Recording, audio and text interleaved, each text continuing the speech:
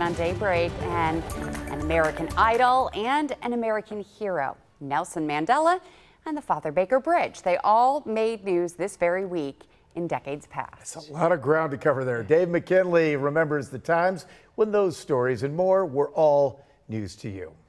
10 years ago this week, as the Supreme Court took up the case of whether cops could search your phone without a warrant, eventually ruling, no, they can't.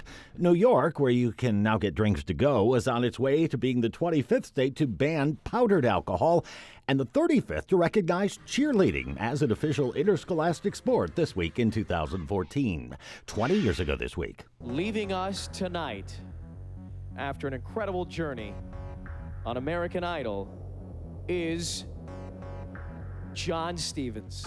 And thus came the end to the improbable but impressive run by the 16-year-old Carrot Top crooner from Amherst during the show's third season. John Stevens came home to a hero's welcome at the Buffalo Airport. In Salamanca, the limos were out, the crowds were ready, and the lights were on as the Seneca Allegheny Casino opened its doors for the first time. And in the Allegheny County town of Scio, mourners gathered as Marine Corporal Jason Dunham was laid to rest.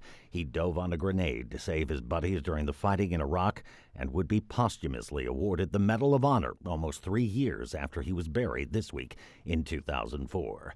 30 years ago this week, the Wreckers Ball was swinging as a familiar Buffalo landmark was coming down. This week's News to You pop quiz: what's being demolished here to make way for a new and improved facility in the field of health care this week in 1994? Remember, this was back when the word in the retail industry is that the Bon-Ton stores want to acquire AM&A's. And when the Sabres won a 6-hour, 4-overtime playoff thriller highlighted by 70 saves from the Dominator in the shutout. My goodness, what a hockey game. And it was also the week that former political prisoner Nelson Mandela won the presidency of South Africa in the first free election ever held in that nation.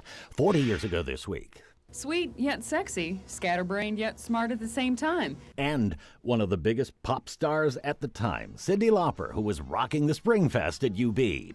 If you remember marching in the bygone Loyalty Day parade down Broadway, or driving over the Father Baker Bridge on Route 5 next to the hulking Bethlehem steel plant, then you surely remember the days when it was all news to you.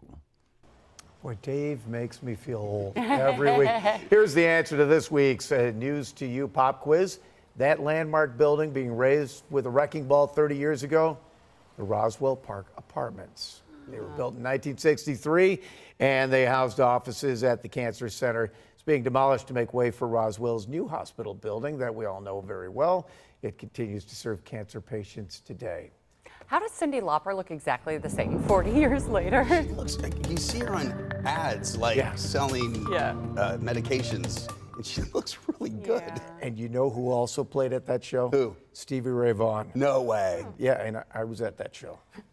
And he looks exactly the same too. My hair was longer then. Stevie Ray Vaughan on the same bill as Cyndi Lauper. Cyndi Lauper. That's kind of UB used to do the Springfest big. That's cool. All right.